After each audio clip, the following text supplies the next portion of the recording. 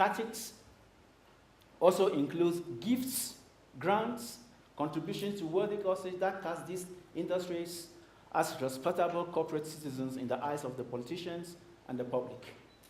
They include arguments that place the responsibility of harm to health on individuals and portray government actions as interference in personal liberties and free choice.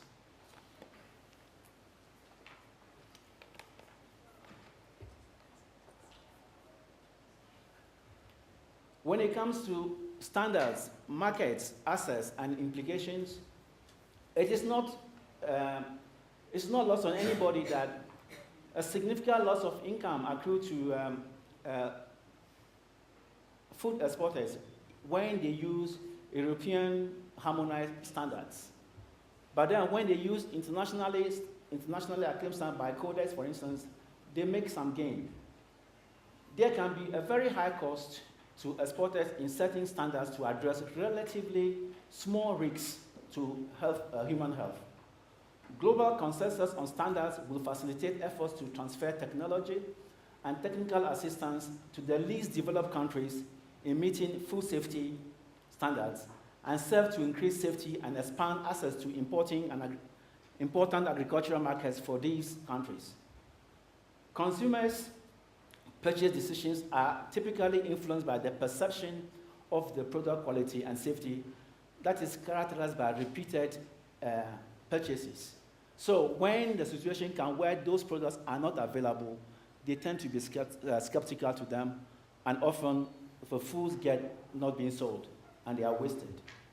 I ask the question, is the risk of harm to human health associated with consumption of vegetables raw such that precautions should be taken by regulators in setting very stringent standards, even with a high cost to world trade? This is something we also have to ponder about further. And I feel that all citizens of the world want to have the right of choice to eat fresh and safe vegetables. But then the rights must be balanced by the appropriate demands of responsibility in equivalence and reciprocity. That means if I take sugar peas from Kenya, which even on the packages is said that this should be cooked before it's eaten, when consumers choose to eat them raw and then they get sick, then they are not actually understanding the use of the product because it's used differently. Harmonize methods and ensure compliance to standards for testing only when adaptable technologies that enable all to produce sustainably based on tacit understanding of the horticultural problems in place. And I'll give an example of that. Where I come from, Ghana, when mycotoxin analysis are done in Ghana, nearly all corn is full of mycotoxins. Meanwhile, there's a strong demand that they should develop methods which are harmonized and accredited to test for mycotoxins. And I feel instead of doing that, one could try to resolve the post-harvest practices that can prevent mycotoxin first before you could start harmonizing methods and accrediting them. The proposition, therefore, is that we must recognize that zero risk does not exist. Free and fair trade is a prerequisite to guaranteeing food security and safety for all.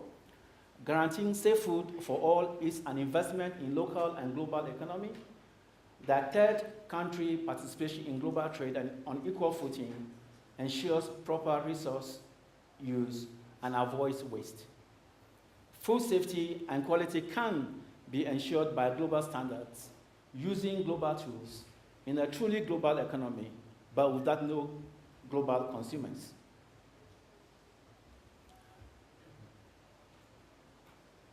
Self-sovereignty. As individuals, we want to be free from the need for approval or the need to rebel against any form of external authority, and achieving this freedom without violating the rights of others. This brings me to what then is food sovereignty?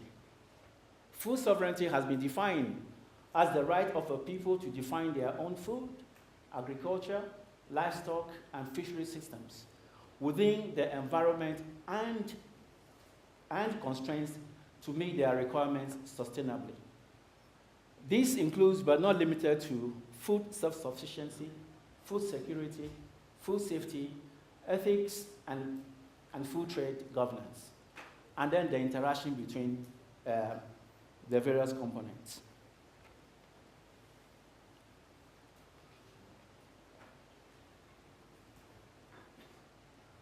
Why food sovereignty?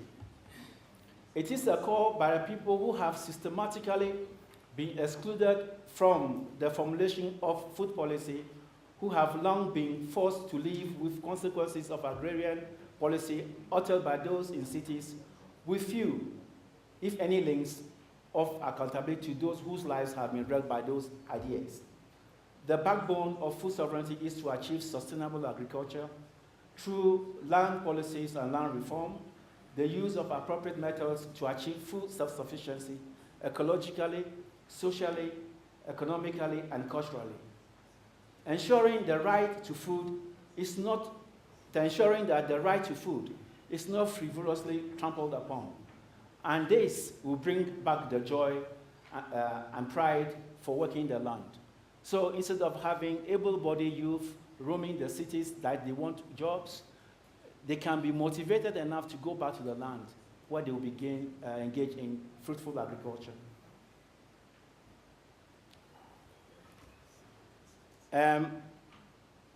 The African despair is that as a humanity, we do not want to see that 30% of the world's food is wasted, where some starve.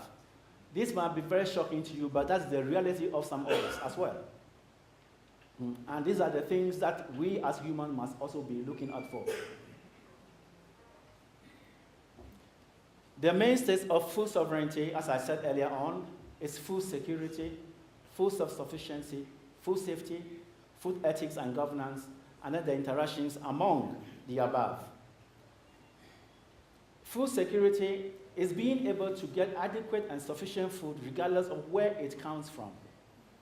It exists when all people at all times have physical and economic access to enough safe and nutritious food to meet their dietary needs and food preferences for an active and healthy life.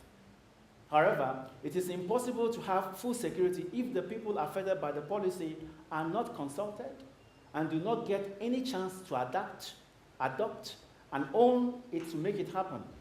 A precondition for everyone having something to eat is democracy. Furthermore, smoothly functioning food markets are vital for food security. An incentive to generate more surplus, invest in new production and post-harvest management technologies is a must. Market access, where farmers' organizations are involved, bulking and collective marketing, marketing information systems, enabling environment, access to finance, preventing post-harvest losses and adding value, and other alternative uses will also guarantee food security. Food self-sufficiency. When a community or a country grow all the food it needs locally, making it less reliant on food imports. In a market economy influenced by the cost of producing that food, the farmer will produce it only when it's economically feasible, or if they can make profit on that. But we should be able to produce food because it serves a human need. That is a human right. Food self-sufficiency policy must focus on improving agricultural productivity and removing bottlenecks. Reduce imports with increasing agricultural inputs, not raising domestic price of food, avoid increasing conflict between the goals of self-sufficiency, food security, and poverty reduction. Currently, changes are needed, especially among about 80% of small-scale farmers, that they need infrastructure, markets, agricultural politics, and agricultural institutions to make it feasible for them to practice agriculture. Food safety. It does not make any human and economic sense to harvest and transport produce from great distances only to be declared unfit for human consumption, where the producers themselves go hungry from the lack of the same.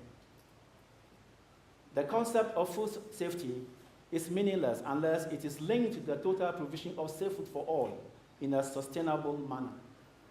To achieve and sustain food safety, the safety of food, we must promote the formulation of horticultural, husbandry, trade policies, and trade practices that ensure ecologically sustainable production and not waste energy on developing parochial standards to achieve competitive advantages.